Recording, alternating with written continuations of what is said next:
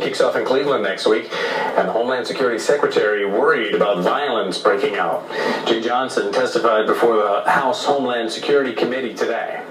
Well, I am concerned about the prospect of demonstrations getting out of hand. I am concerned about the possibility of violence.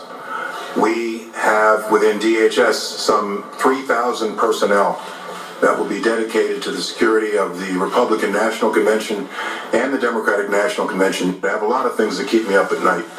But if you asked me to rank them, my best effort, I'd have to say the prospect of homegrown violent extremism, another San Bernardino, another Orlando, is number one on my list.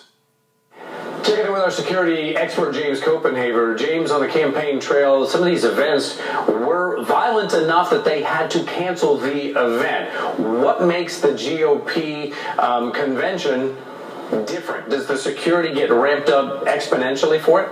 Oh, absolutely. I mean, you have the no Trump calls and every anti-Trump protester out there, plus you have some conservative Republicans, Bob, that are anti-Trump. So, putting all those folks in the mix, and now I'm hearing rumor of potentially the new Black Panthers coming, carrying weapons in an open fashion on the streets in Cleveland.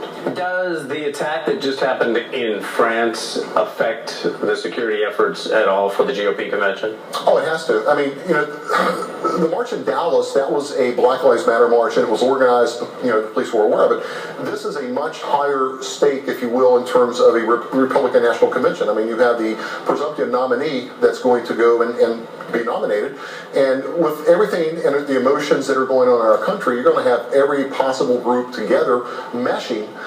Whether you're pro-Trump, anti-Trump, there are going to be problems. If you're running security for the GOP convention, are you more worried about a surprise type of an attack like what we saw in France or in Dallas, or are you more worried about angry protesters getting out of control and having it spill into, I don't know, maybe not the convention hall, but certainly around it?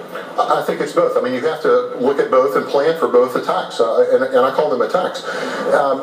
Your inner perimeter will be the armed security and police officers, and then they're going to probably have 2 layers or 3 layers of security outside of that main perimeter.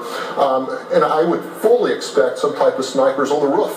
They're going to be looking for weapons. They're going to be looking for a Dallas type attack in Cleveland. So rest assured, I mean, the Homeland Security Director came up today, guaranteed they're putting this plan together and implemented as we speak. James, always good to see you. Thank you.